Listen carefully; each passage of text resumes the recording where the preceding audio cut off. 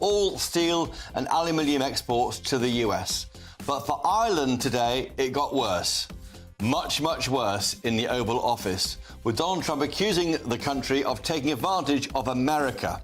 Is this the true Brexit benefit of being outside the European Union? Shortly, I'll be joined by someone who knows best, the Deputy Assistant to President Donald Trump, Dr. Sebastian Gorka, to discuss all of this and more. And you can fly to Benidorm to watch the Cheltenham Festival for less money than it costs to get into the historic horse race and have a few drinks to spare. I was speaking to the owner of a boozer in Benidorm to ask him, might Brits be better off watching the GGs in Viva España? And again, you won't want to miss the man of the hour, Nigel Farage, the Reform UK leader. He'll join me at the end of the show, fresh out of today's voting in the House of Parliament. All of that to come, but first the news with Katie Bowen.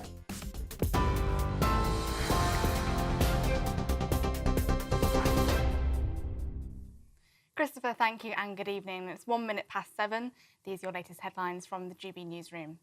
President Trump has said a short time ago that the US can put pressure on Russia to accept that 30-day ceasefire deal with Ukraine, although the president added he hoped that pressure wouldn't be necessary. Speaking during a meeting with the Irish Taoiseach, the president went on to add that, quote, there are things you could do in a financial sense that would be bad for Russia. He also added that NATO can be a force for the good.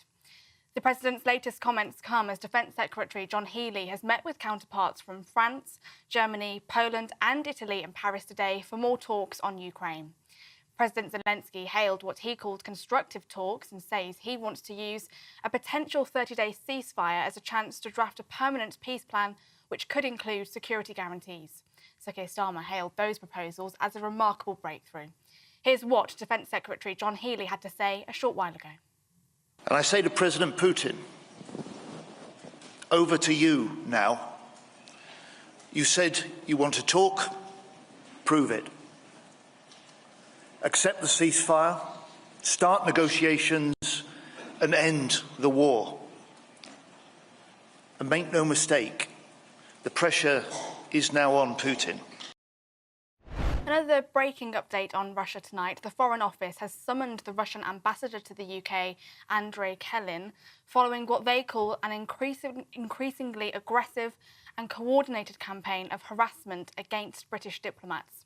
The Foreign Office said it was also expelling a Russian diplomat and a diplomatic spouse in a tit-for-tat response to actions taken in Moscow earlier this week. We'll bring you more on that developing story as we get it.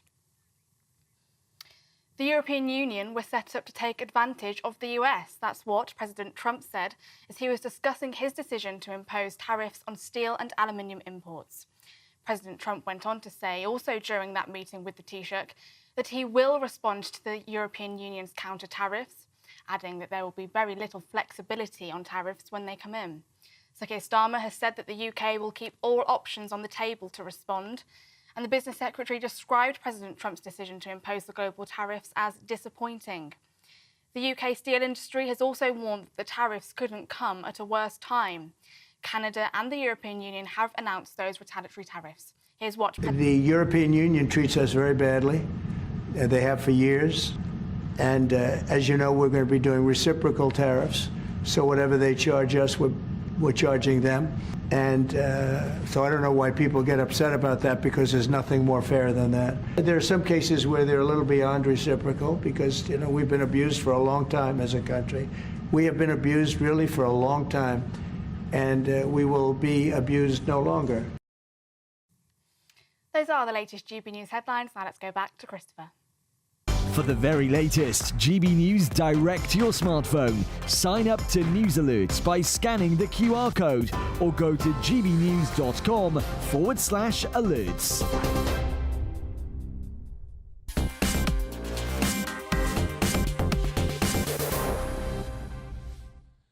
Welcome back to Farage with me, Christopher Hope. Now, the UK has not been spared by Donald Trump's tariff war, as the American president has slapped a 25% tariff on all UK steel and aluminium exports to the US. Here's what Sir Keir Starmer had to say on the issue today at Prime Minister's questions in the House of Commons. On the question of tariffs, obviously, like everybody else, I'm disappointed to see global tariffs in relation to steel and aluminium. But we will take a pragmatic approach. We are, as he knows, negotiating an economic deal which covers and will include tariffs if we succeed. But we will keep all options on the table. And for its part, the British steel industry have responded with dismay, saying the levy couldn't come at a worse time. The European Union, meanwhile, facing the same tariffs, said today it would impose counter-tariffs. It's already offering up £22 billion of charges on US goods. And Donald Trump this afternoon retaliated, said he would impose more tariffs on EU exports to the US, with the Irish Premier sitting just next to him. Meanwhile, Britain is refusing to condemn the White House. Join me now to make sense of all this and discuss the repercussions of these tariffs and the impact on the British steel industry is Gareth Stace, the Director General of UK Steel, the trade body which represents the steel industry in this country. Gareth, thank you for coming in and joining us today. Were you disappointed that you got no defence offered up by the UK against these 25% charges on your products? This morning at 4 o'clock, I was disappointed because... Were you awake, first of all? Yes. I was, yes. Because we didn't know if we'd get a last-minute reprieve, so we had to wait until that time. But, yeah, our reaction is that, you know, we have seen all of the steel that we send to the US now is much more expensive to our customers over there. And what I don't understand is President Trump should surely realise that we're his friend, not his foe. And he should also understand, I hope, that his manufacturing sector, our customers there in the US, they see us as partners, not as enemies. And therefore, all of the reasons why President Trump has said he's imposing these tariffs, they're the same concerns that we have, rise in imports, global overcapacity of steel. So, President Trump, don't hit us with a Trump tariff tax take, but actually work with us to tackle these problems together. And that Trump tariff tax take is really aimed at the European Union, less so us. We've got quite a balanced relationship, if you look at the whole piece, haven't you, of US trading with the UK? Yeah, our exports to the US since he imposed his first tariffs in 2018 have gone down by 14% in terms of steel exports. You know, for us, our exports to the US market are really significant. It's £400 million. But for the mighty US economy, it's nothing. It's a drop in the ocean. So it would be so easy for the president to say, I agree, you're our friend.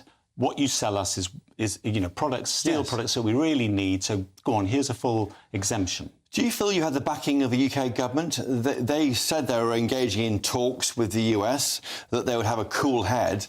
And then when these tariffs happen, all we have is the Prime Minister, Keir Starmer, you heard there, condemning the global tariffs, not even talking about UK steel.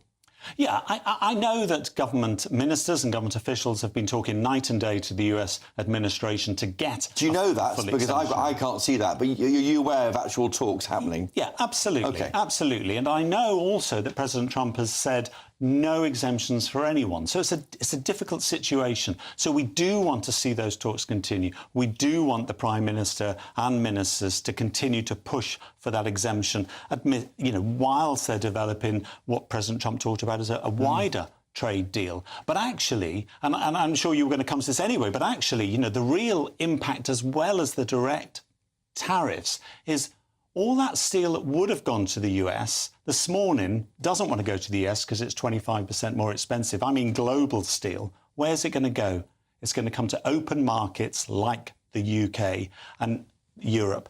And it won't be going to Europe because why? Europe is very, very quickly, for Europe, moving extremely fast to bring in strengthening their safeguard measures, not their tariffs, but their trade defences to stop that steel. Just finally, Gareth, do you want the British government to say to people who spend money for the government, buy British steel? Is it time to do that? Well, we should always be buying British steel, and Heathrow said that a couple of weeks ago. Yes. But what I want government to be doing now, as well as the direct impact, is to actually bolster our trade defences so we stop a tsunami, a potential tsunami of steel on that global market coming to the UK market and really damaging us even more. Gareth Stace, thank you for joining us tonight on Farage. Great to see you in the studio. Thank you for coming in, sir. Now, joining me now to give an insight into what President Trump is thinking is Sebastian Gorka, the Deputy Assistant to President Trump and the Senior Director for Counterterrorism, joining us live from the White House. Dr. Gorka, what is Donald Trump thinking by imposing these tariffs around the world? Because he's throwing the markets into chaos in America, isn't he? One thing, fair and free trade. If you look at the actual underlying figures, I think he pulled out a chart today in his discussion with the Irish Premier. Just outrageous figures. For example, our northerly neighbours, the Canadians, putting 200-300% tariffs on dairy products. So that's just not on. So he wants a level playing field where products will compete against each other at the actual prices, not as some kind of government-imposed sanction on friends or people who are meant to be our friends. So yes, the president is leveling the playing field. And we're told that he sees UK taxes like VAT, you know, value-added tax in this country, which is applied across all things, most things bought in shops. He sees that as a tariff on US goods. Is that right? Well, look, he has a rather traditional attitude to value and to taxes. There's even quite a bit of excitement here with the concept of getting rid of the Inland Revenue Service and saying, going back to how it was originally a century ago, where it was simply tariffs that were the income stream for the federal government. And outside of that, you know, human beings were allowed to live their lives. So, yes, we want to have fair trade and free trade, and we're not interested in having people who say that they're our friends, our partners, our allies, use tactics which really distort market values. Yes. How has the UK response gone down in the building you're in, the White House? Europe has slapped £22 billion worth of tariffs back on US imports to the EU. The UK has stood back and said, we're having a cool head while condemning global tariffs. We're not retaliating against America. Is that the right approach? Look, we are very relaxed here as well inside the White House. If you just roll the clock back a few years before the horrific Biden administration, within 2 years of being in office, the U.S. economy under President Trump in his first term wasn't simply the most powerful and biggest economy we had ever had since the establishment of the Republic. It was the biggest economy the world had ever seen. That's the power of the MAGA effect, the Trump effect. So no panic here. Everybody's very relaxed because we know that this country is being run by the arch deal maker who loves America, loves our workers, loves our factories, loves our products. So what will come. And I think people across the pond on either side will come to their senses when it comes to free and fair trade. So what does the UK need to do to lift these 25% tariffs on UK steel and aluminium?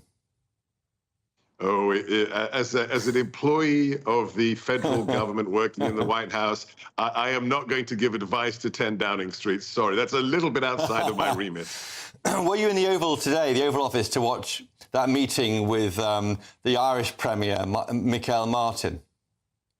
I wasn't. I was walking in and out of the West Wing today doing things related to national security. I did catch a little bit of the discussion on television, and it looked like a great encounter, especially the comment about the Vice President's socks being a little bit distracting.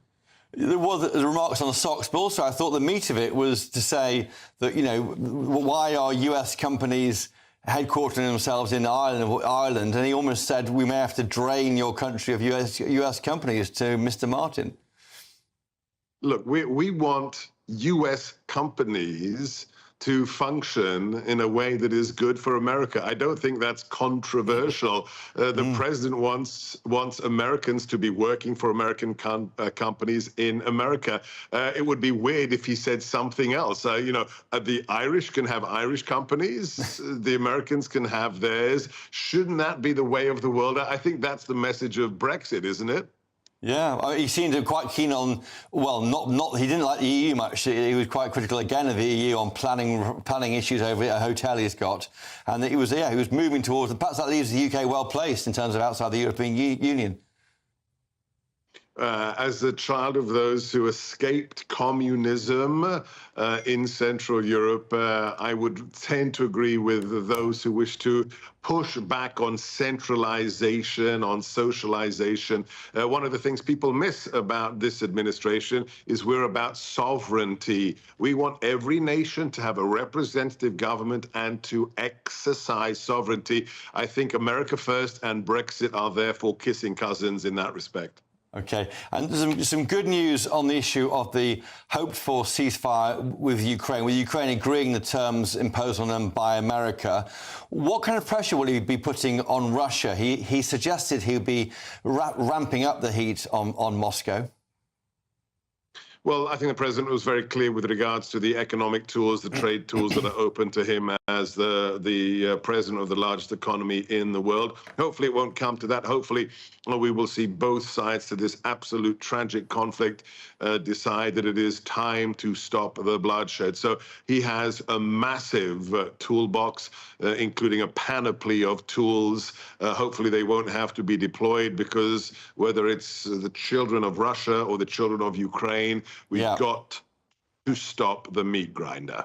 Well, that was really clear when he said 2,500 young men died last week, and he's seeing the butchering, the kids dying. I think that's where it comes from with Trump, doesn't it? He wants to stop the killing. Just briefly, before you go, Dr. Gorka, what's in the toolbox? What kind of pressure points can he use on Moscow?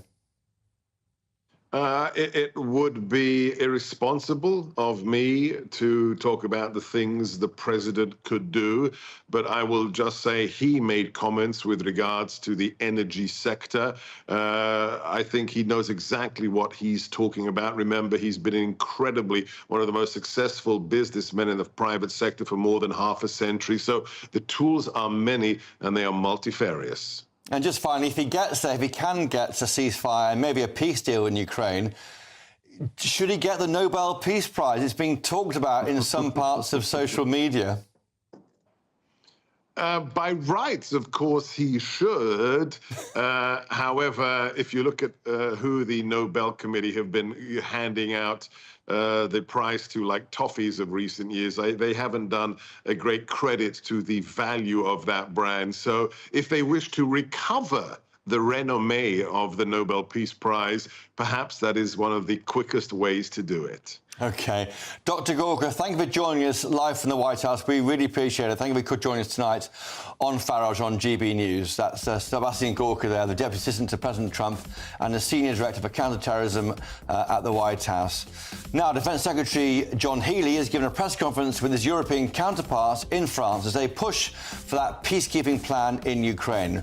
Well, we'll be looking into that right after the break. Stay with us. This is Britain's Newsroom, where your voice matters. It's just astonishing. With expert analysis and honest opinion, we don't just keep you informed. We bring you unique perspectives you won't see anywhere else. Can't argue with any of that. When the news happens, it happens here. On Britain's Newsroom, weekdays from 9:30 a.m. Only on GB News. Britain's Newsroom, weekday mornings from 9:30. I ended up being hospitalised, and I was diagnosed with it within the first few days of being in hospital. I was in hospital for 2 months, and I came out about 13 months ago, something like that. And I realised that there are people that aren't as lucky as me that don't have that platform to be able to talk about it, bring it out in the public, and deal with the stigma, because there is still a stigma. A lot of people don't really know what bipolar is. So in you, Heston, how did it manifest itself? It's funny because before the diagnosis, I mean, everything, many things, from thinking the TV was talking to me to hallucinating stuff. The downside is suicidal thoughts, which seemed normal at the time. The upside is the thing, there's grandiosity, somewhere between Superman and Jesus Christ. Wow. Save the world, love everybody, everything is fantastic. And then it comes crashing down. It's a bit like a toddler, you know, an overexcited child. And when a kid gets overexcited, and then something happens and then they start crying. Wow. So massive highs, big lows. Yeah, but I thought everything was normal. It's only now that I've come out the other side, so to speak, that I look back and can see some of the character traits. I mean, my patience levels were almost non-existent before. I'm a lot more patient. I'm talking much slower. I was talking very quickly. GB News, the People's Channel. Join me, Nana Akwe, for an informative, interactive news programme with a difference. It's fun. No, he didn't say that, Dave. I'm so surprised. I think there's an element of truth to that. Join me from 3 p.m. every weekend, only on GB News, Britain's news channel. I'm Christopher Hope. From pop stars to politicians, I'll interview anybody in a pub who's got a political opinion. Join me every Friday on Spotify, Apple Podcasts, YouTube or gbnews.com, or wherever you get your podcasts. This is GB News, the People's Channel.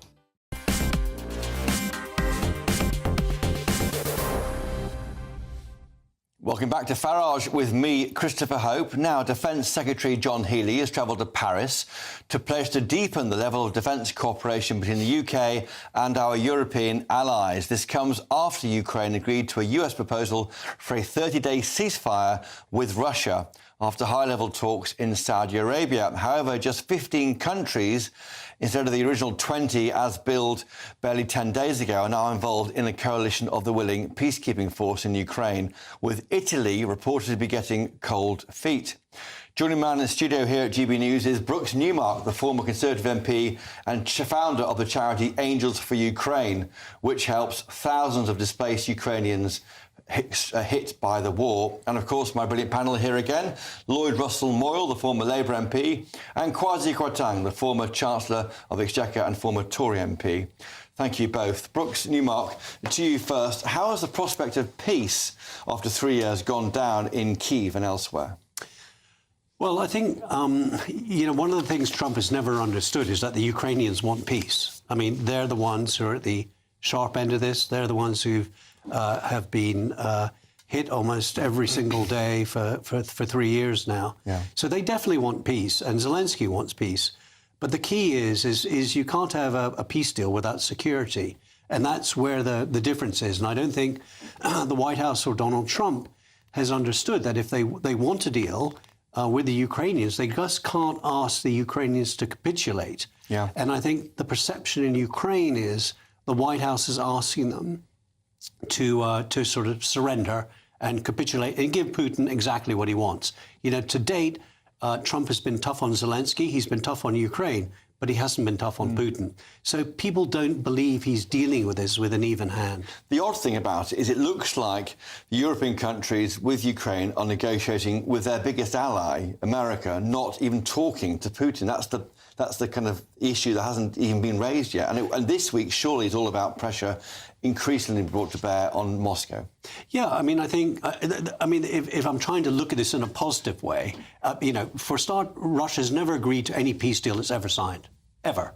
So I think that's the important thing. So I think. So therefore, you think they'll never do a deal? So I think that they will, even if they do, they will break it. Mm-hmm. So I think Trump has laid the gauntlet down to Putin and said, OK, I've got the Ukrainians now to say they will have a ceasefire 30 days. What are you going to do? Mm. Now, we know that Putin has said not only does he want the existing territories, which includes half of Kherson and half of Zaporizhia, as well as the Donbass, he wants the rest of Zaporizhia and the rest of Kherson. So he gets those two oblasts in total. Mm. The key strategically with that is that it then crosses the Dnieper River, which then gives him a land holding on the other side. So if the war, natural border. That's right. So if the war started again and he's already got people there and troops there, he can then push through all the way to Odessa and then potentially onto Moldova.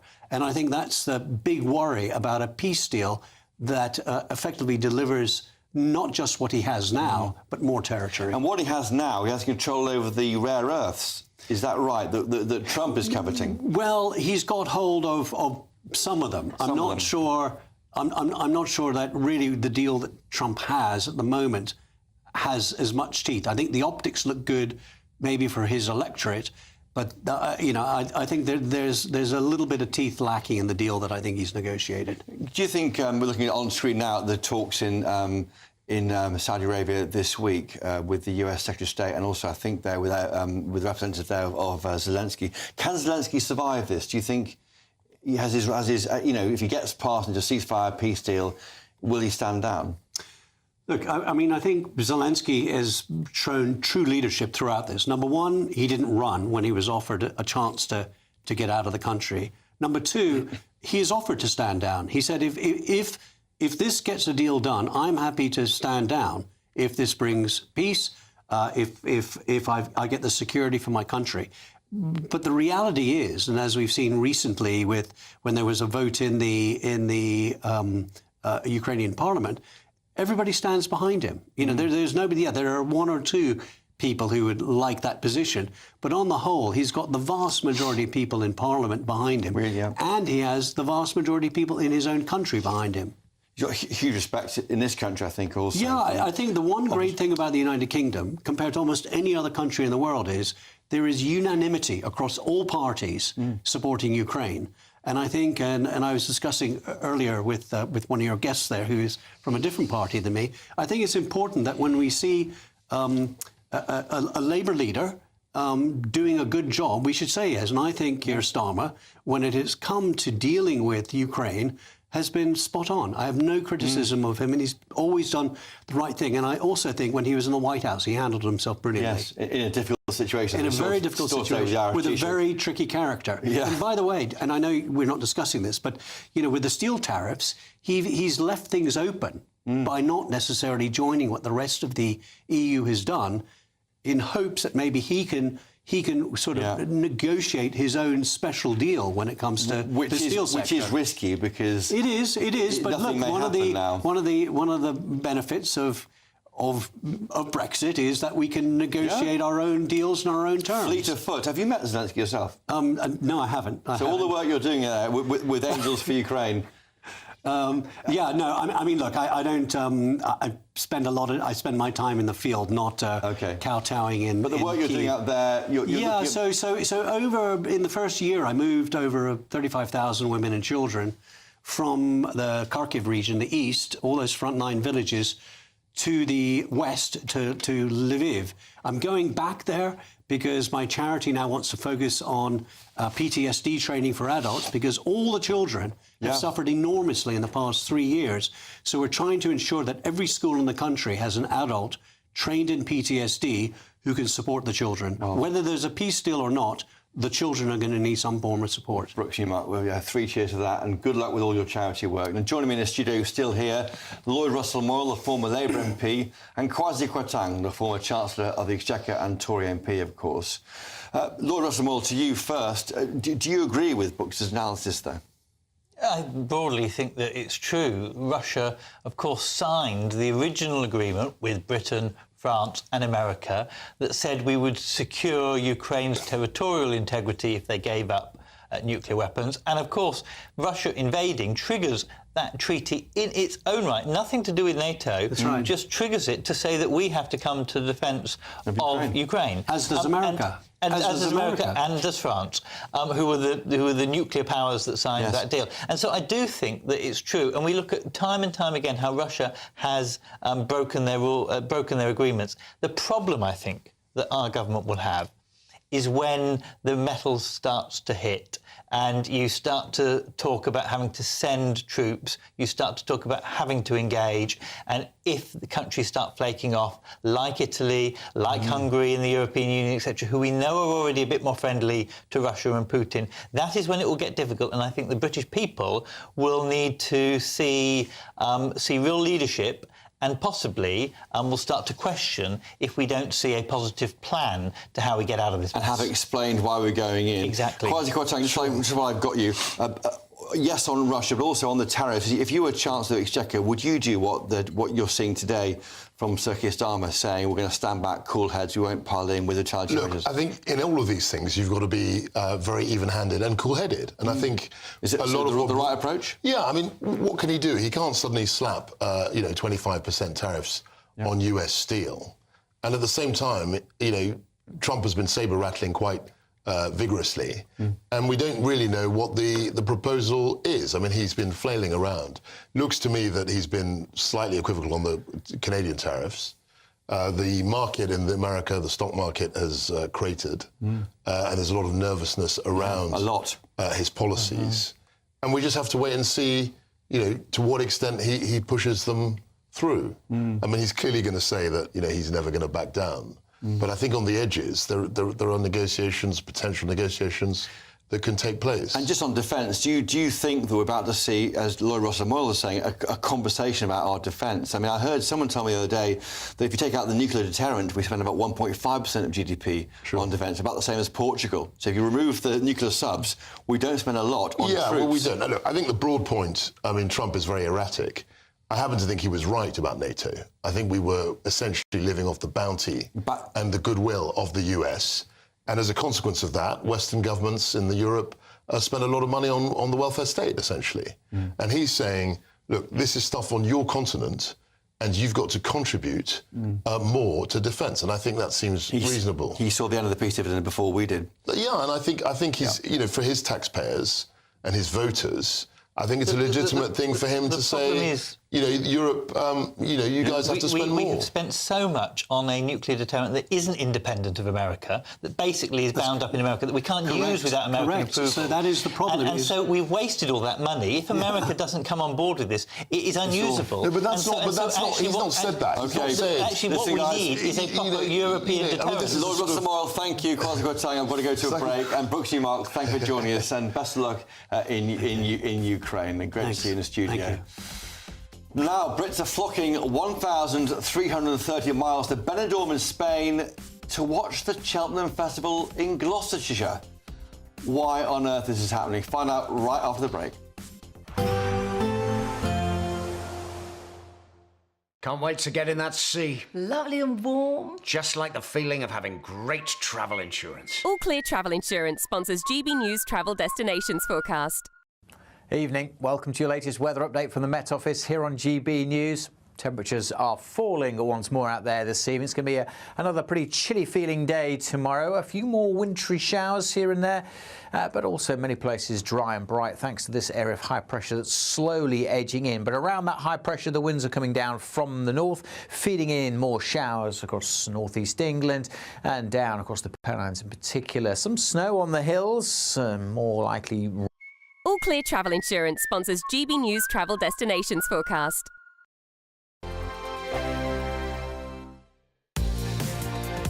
Mornings don't have to be tiresome, especially if you have the right company. Wake up to news as it happens, opinion and debate, and of course, a little bit of entertainment too. Because when the kettle's on, we're on.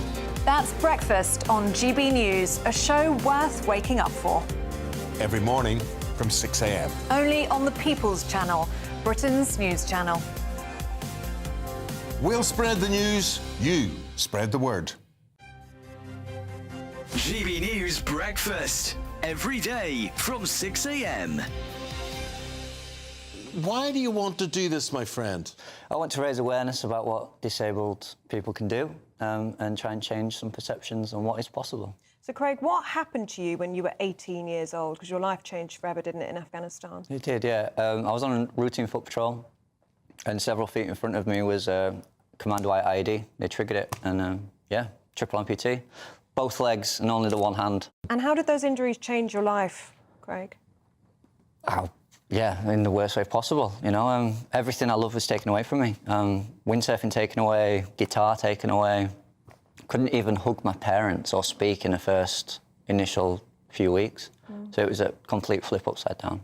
I'm wheelchair bound and I have been for 2 years. And I only concentrate on what I can't do. And you're actually coming at this from the opposite way, and you're saying, if you're disabled, these are the things you can do. I'd say to you, focus on how you can't do those things. So how to actually achieve the things that you're not saying you can do. And if you give it a bit of time and thought, I'm pretty sure you'd achieve it. Wow. And then what's led you to this challenge now? I mean, travelling 6,000 nautical miles from Mexico to Japan by yourself. My dad taught me how to sail when I was very young, and that lasted up until I joined the army. When I was injured, the doctors saying, you know, look, sports are pretty much a no-go.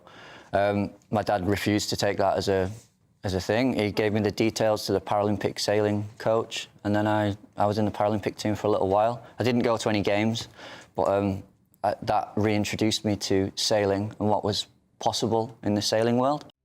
GB News, the People's Channel. Good Afternoon Britain isn't just about us. The wonderful thing about this programme is it's about everyone watching. It's an interactive programme. Well, there absolutely is something to see here, and we're going to be talking about it more. Whether it's breaking royal news, Will, please bring us up to date. or indeed a particularly punchy speech in the House of Commons, Very, very curious. we bring it to you live, and then we bring you live reaction as well. That's Good Afternoon Britain, weekdays from midday. Only on GB News, the People's Channel, Britain's news channel.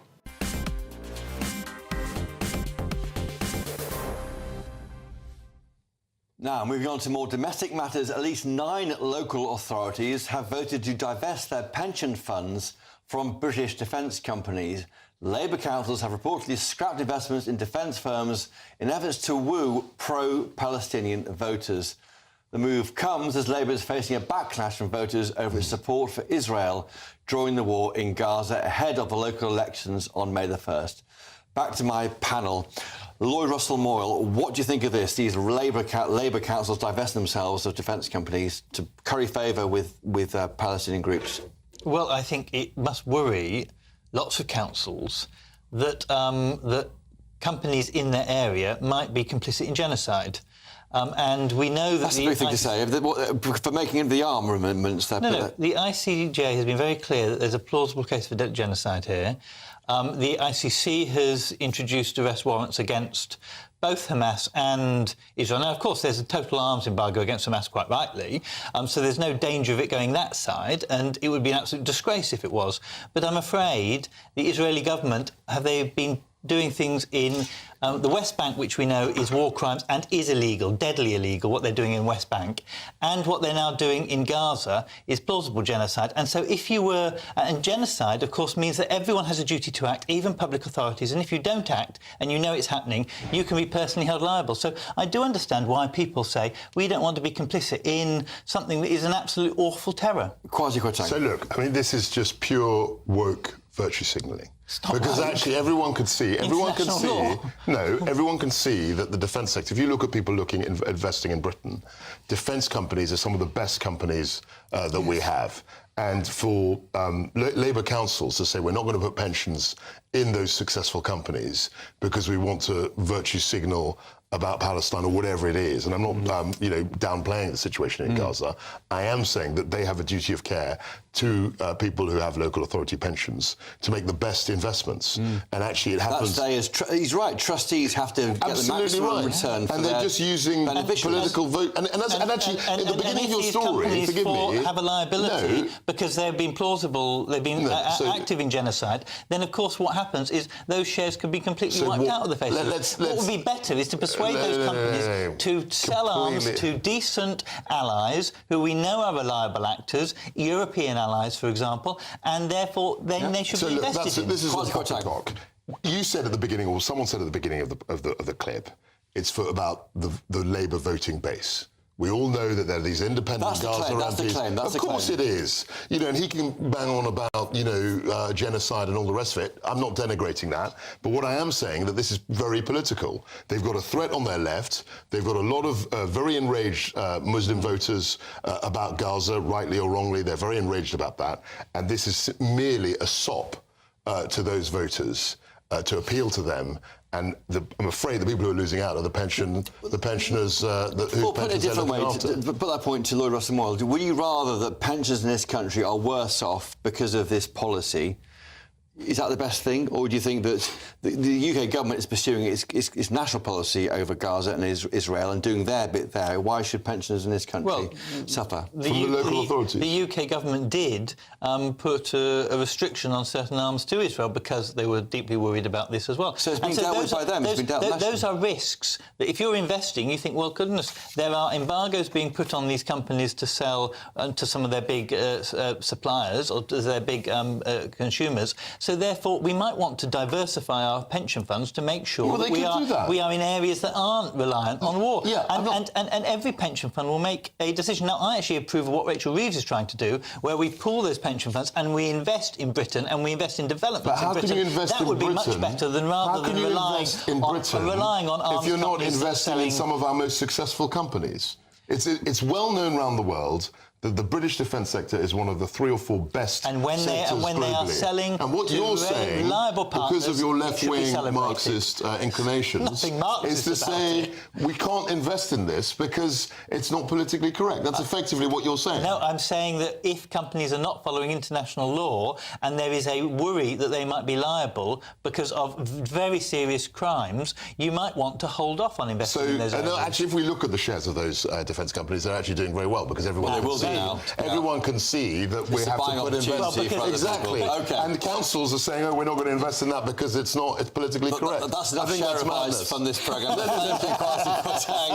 And Lloyd Russell Moyle, now a new 4-lane highway cutting through tens of thousands of acres of protected Amazon rainforest is being built for the COP30 climate summit in Brazil. It aims to ease traffic to the city, which will host more than 50,000 people, possibly even me for GB News, including world leaders too, at the conference in November. The Amazon, of course, plays a vital role in absorbing carbon for the world and providing biodiversity, and many say this deforestation contradicts the very purpose of a climate summit. So is this saving the planet or just paving over it? What do you think? Well, look, I think these climate summits have a fundamental contradiction because everyone's flying to them, everyone's emitting carbon in order to host them, but at the same time they're trying to reduce carbon emissions. So there's always that. There's always that tension. And if you ever feel like you're working not too hard for not enough money, well, spare a thought for some members of the House of Lords. Lloyd and Kwasi's colleagues, formerly in the House of Commons, who just made £500,000 for saying absolutely nothing. That's right. In the last Parliament, 15 peers claimed a combined £585,000 in allowances while not speaking in a single debate. Lloyd Russell Moyle, any comment? Well, we need to reform the House of Lords to stop the hereditary system and to make sure we have working peers. I would, however, say that lots of peers do works in committees and behind the scenes, and it's not all about... That's right. And if you were both in, you'd be speaking for a living. We would be speaking for our dinner, of course. I think what Lloyd says is right. A lot of people are working in committees. And actually, there's a lot of windbaggery and nonsense. We're going back to the House of Commons very shortly. MPs will be voting on Labour's flagship workers' rights bill. We'll be speaking to Labour MP Joe White about that bill very shortly. Stay with us. Evening. Welcome to your latest weather update from the Met Office here on GB News. Temperatures are falling once more out there this evening. It's going to be another pretty chilly feeling day tomorrow. A few more wintry showers here and there.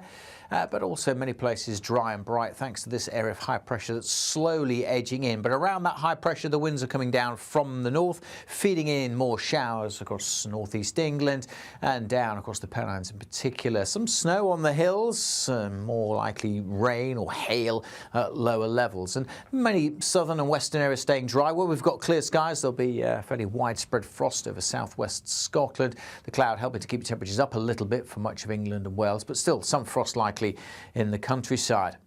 Many areas across the south will see the showers fading this evening, and that'll lead to a dry start tomorrow. Quite cloudy, but some sunshine over South Wales and southwest England, where we've got these showers coming in across northern England. Potential for things to be a bit icy for the morning commute, so just bear that in mind. The showers feeding in close to the coast will be of rain, but inland some sleet and a bit of hill snow possible. Good part of Scotland starting dry, but it will be starting cold and frosty for many, but quite a bit of sunshine through the central belt and for Belfast too.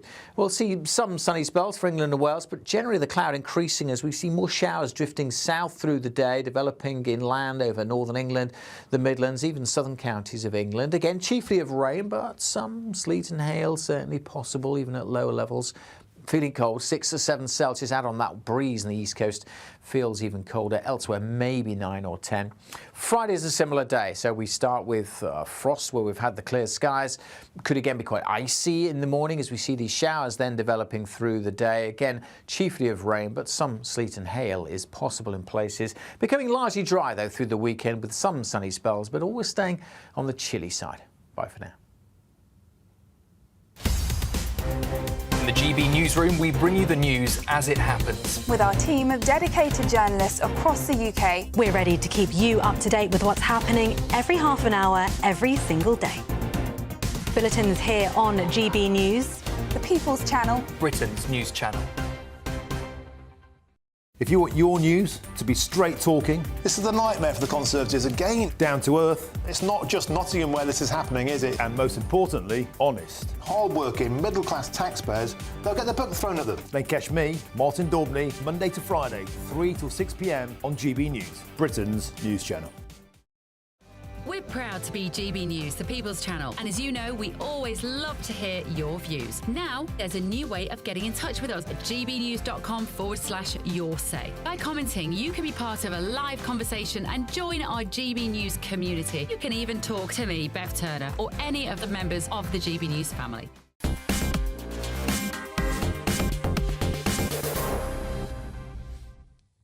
Now, in case you've been wondering where Nigel Farage has been tonight, he's been voting in Parliament on the government's flagship employment rights bill. The bill aims to boost protections against unfair dismissal, improve conditions for gig economy workers and strengthen workers' rights. However, employers' groups and business leaders have raised serious concerns, with the CBI President Rupert Soames warning just last week that the measures will be, in quotes, highly damaging to business investment.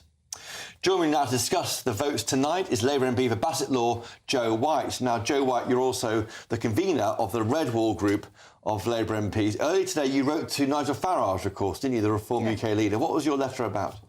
I was challenging him. He voted against at the committee stages, and my view is that if you're going to stand up for your constituents, you should be voting for employees' rights like this. It's so important. In my constituency, it's very, they tell me that they want better wages, they want an end to the 0-hour contracts, and the hire and refire completely makes them vulnerable. So we need to have all MPs standing up for their constituents. And it concerns me that in constituencies like mine, where they are listening to MPs like Nigel Farage, they need to know that he does not defend them in the field of employment rights. Well, he's got a different view on it. He would say, let's not impose red tape and other measures on companies trying to hire more people. Many are saying this is a tax. These measures are a tax on jobs. They'll depress the jobs market when you want more young people from Britain in work. I see trade unions and employers working together to strengthen that partnership. I've been an active trade unionist all my life. In fact, I served on a trade union executive. And I saw for myself how you can have a much better working relationship with the trade unions by coming together, sorting out those issues such as the health and safety concerns, ensuring productivity is better. And that is about building back our country, building back Britain, the employees working with management through the trade unions. It's so important in these relationships. And the measures got through Parliament tonight, didn't they? Yes, they did, yes. Yes, so there's no... It was off to the House of Lords now, next stage, and then hopefully the King will... Well, it's going to come back, potentially there's amendments, and then hopefully the King will sign it off. So. Yeah, Kwasi Kwarteng, is Joe White right on this? So I agree why not get unions and workers working together for the betterment of all? I think there's got to be a measure of cooperation, but you've got to look at the context of this employment rights bill. Last year, in November, I think it was, at the end of October, we had a budget which raised £40 billion on businesses, employers, farmers with inheritance. And so the danger is that you've got a whole bunch of people who are employing people who are trying to generate wealth through their businesses, again, now having to have more red tape and more bureaucracy with this employment rights bill. And I think and what Rupert Soames said is absolutely right. I think it could be highly damaging. We have to wait and see what happens. And if it is damaging, on top of the tax increases, I think you're looking, I'm afraid, at almost either no growth or perhaps even a recession. Lord Russell Moore, you're not in Parliament anymore, but I guess you'd have backed these measures. Well, of course, because they are common sense. Allowing people, for example, to ballot electronically rather than having to use the post. No, there's more of it. There's more to it than that. It's just There's more to it old-fashioned than that. bureaucracy. And then it's the more to it than Conservatives that. are It's more to standing do up that. for this old-fashioned bureaucracy of an economy, and Labour wants to modernise it. We want to make things more positive for both unions and for Let Lloyd finish that, Kwasi. And there are many opt-outs in this bill for small businesses to allow them more flexibilities. This is for big businesses, and in the end, for big businesses, when they sit down, rather than one-to-one with each employee, but they work out in a collective agreement, it saves the big businesses. It's got a point. I remember when the minimum wage was fought by the Tories, and now it was embraced by George Osborne. But it was all. But that was all about the level. I mean, you've got to set the level. You know, if you had a minimum wage at £50 an hour, that would be very damaging for a lot of businesses. So even though a lot of people might think it was a good idea. Joe White, this weekend is all about what will be cuts maybe next week to benefits. What's the Red Wall think of that? There's, you're the convener for the Red Wall Group. I know it's not off the topic of the employment rights, but there's big concerns about I very much support the bill that's coming through. There are far too many people in my communities who have been on benefits for all their lives, and there are generations of people on benefits. And we have to work to lift them out. By people being in work, it raises aspirations, it lifts people out of poverty. And I think that we need to change the way our benefit system works to encourage people to get back into work and use any money that's saved to go back into our NHS, to cut those waiting lists, and also to provide the skills and training so that people can access the jobs that they really want to do. And So it will go down well with it, despite hurting some of your voters, some of your supporters. You think people support it in the Red Wall? Most people say to me, look at those people who down the road. I have to work hard all my life, and yet those people are on benefits, not doing anything each day, staying in late, watching TV. I want a fair society, and I believe this is about building fairness. OK, now, Joe White, it's all happening in the House of Commons tonight. Moments ago, the Business Secretary, Jonathan Reynolds, corrected the record when he said he was a solicitor back in 2014, clarifying that he was, in fact, a trainee solicitor. Now, that might seem like not a big difference to viewers and listeners, but it's a big deal if you're a lawyer. You can't say you are one when you're not one. Is it embarrassing for the Business Secretary to have to say this in the House of Commons? Well, I welcome that he's corrected the record. It had to be done. Yes, I appreciate he's done that. What's your take on this, Kwasi? It's all a bit late. I mean, I don't want to rain on his parade, and I think it's a good idea that he's come clean and said, look, I got it wrong. But it's been weeks, this story rumbling, and I think, it was an error of judgment on his part not to say right at the beginning, look, I got it wrong, I'm sorry. Yeah, he could have done this 2 weeks ago. Lord Russell Moyle. It's always better to come out quickly and kill the story. But I must say, these general stories of people digging around about what happened in the past, it didn't work when people tried to do it against the Tories. It won't work when people do it against Labour. What people in this country want is to see actual change and progress, and that's what Labour's doing, and that's what the Tories failed on. And I think that's what will make the difference at the next election, not whether he called himself a solicitor rather than a trainee solicitor. I agree. I mean, I think people will look at the record. Yeah.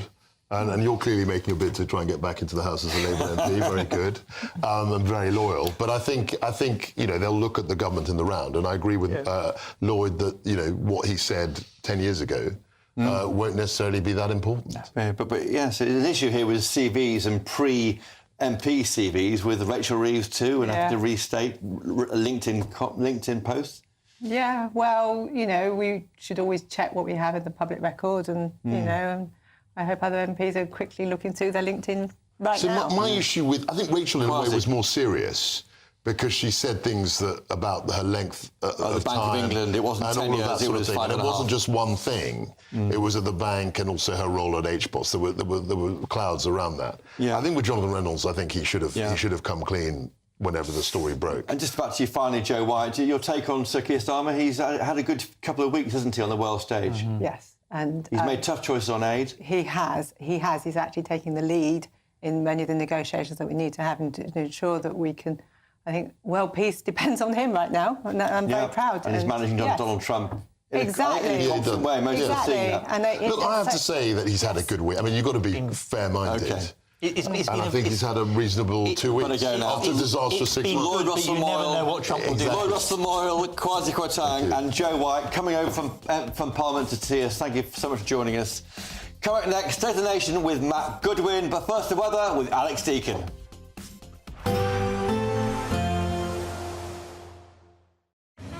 Even though we'll see a cloudy start, it'll be a bright outlook for the rest of the day. Boxed Solar, sponsors of weather on GB News. Evening. Welcome to your latest weather update from the Met Office here on GB News. Temperatures are falling once more out there this evening. It's going to be another pretty chilly feeling day tomorrow. A few more wintry showers here and there, but also many places dry and bright thanks to this area of high pressure that's slowly edging in. But around that high pressure, the winds are coming down from the north, feeding in more showers across northeast England and down across the Pennines in particular. Some snow on the hills, more likely rain or hail at lower levels. And many southern and western areas staying dry. Where we've got clear skies, there'll be fairly widespread frost over southwest Scotland. The cloud helping to keep temperatures up a little bit for much of England and Wales, but still some frost likely in the countryside. Many areas across the south will see the showers fading this evening, and that'll lead to a dry start tomorrow. Quite cloudy, but some sunshine over South Wales and southwest England. Where we've got these showers coming in across northern England, potential for things to be a bit icy for the morning commute, so just bear that in mind. The showers feeding in close to the coast will be of rain, but inland some sleet and a bit of hill snow possible. Good part of Scotland starting dry, but it will be starting cold and frosty for many, but quite a bit of sunshine through the central belt and for Belfast too. We'll see some sunny spells for England and Wales, but generally the cloud increasing as we see more showers drifting south through the day, developing inland over northern England, the Midlands, even southern counties of England. Again, chiefly of rain, but some sleet and hail certainly possible, even at lower levels. Feeling cold, 6 to 7 Celsius. Add on that breeze on the east coast, feels even colder. Elsewhere, maybe 9 or 10. Friday is a similar day, so we start with frost where we've had the clear skies. Could again be quite icy in the morning as we see these showers then developing through the day. Again, chiefly of rain, but some sleet and hail is possible in places. Becoming largely dry though through the weekend with some sunny spells, but always staying on the chilly side. Bye for now. We'll see a cold snap, which will quickly develop into a warm front. Boxed Boiler Repairs, sponsors of weather on GB News. You could have £17,777 in tax-free cash to play with this spring. Cash to spend on anything you like. And if that wasn't enough, we're also going to give you not one, but 2 sought-after designer watches and the latest Mulberry handbag. How would winning that sound? For a chance to win the cash, 2 watches and a designer bag, text cash to 63232. One entry costs £2 plus 1 standard network rate message, or text bonus to 63232. 5 entries cost £5 plus 1 standard network rate message. Go to gbnews.com/win. Entries start from just £2. Call 0903 681 3232. Calls cost £2 plus your network access charge. Or post your name and number to GB12 PO Box 8690 Derby DE1 9TT. UK only. Entrants must be 18 or over. Lines close at 6 p.m. on the 4th of April. Please check the closing time if listening or watching on demand. Good luck. Mornings don't have to be tiresome, especially if you have the right company. Wake up to news as it happens, opinion and debate, and of course, a little bit of entertainment too. Because when the kettle's on, we're on. That's Breakfast on GB News, a show worth waking up for. Every morning from 6 a.m. Only on the People's Channel, Britain's news channel. We'll spread the news